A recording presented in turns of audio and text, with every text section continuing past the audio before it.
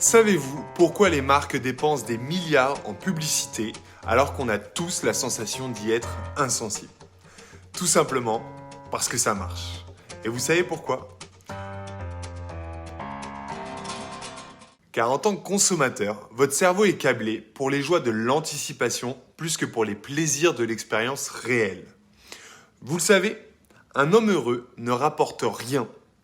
Dans un monde purement capitaliste, pour qu'un homme soit utile à sa communauté, il est préférable qu'il soit productif en consommant. Et la façon de nous rendre productifs est de rendre l'anticipation du plaisir très forte, mais le plaisir lui-même peu durable.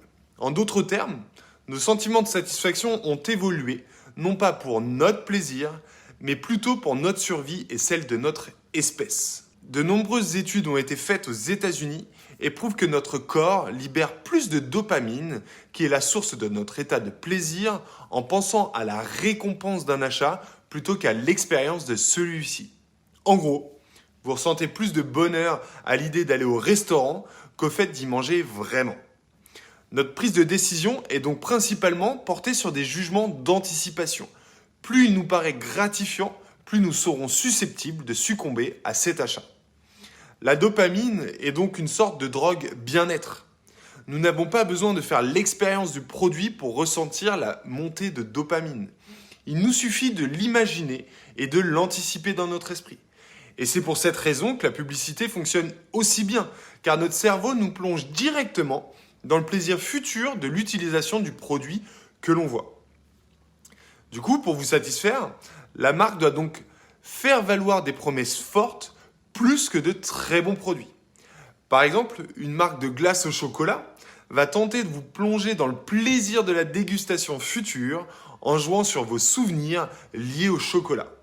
Et c'est d'ailleurs pour cela que l'on finit par reprendre toujours les mêmes goûts chez le glacier, par anticipation du plaisir lié à un souvenir passé.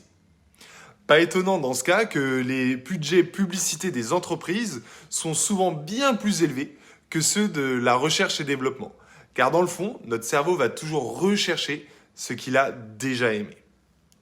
Alors, maintenant que vous savez comment fonctionne votre cerveau, vous pouvez également résister à la tentation de la surpromesse promise par les marques en vous concentrant davantage sur la façon dont le produit, dans son usage, peut améliorer votre quotidien et pas juste par la publicité que vous allez voir. J'espère que cette vidéo vous aura été utile et je vous dis à bientôt.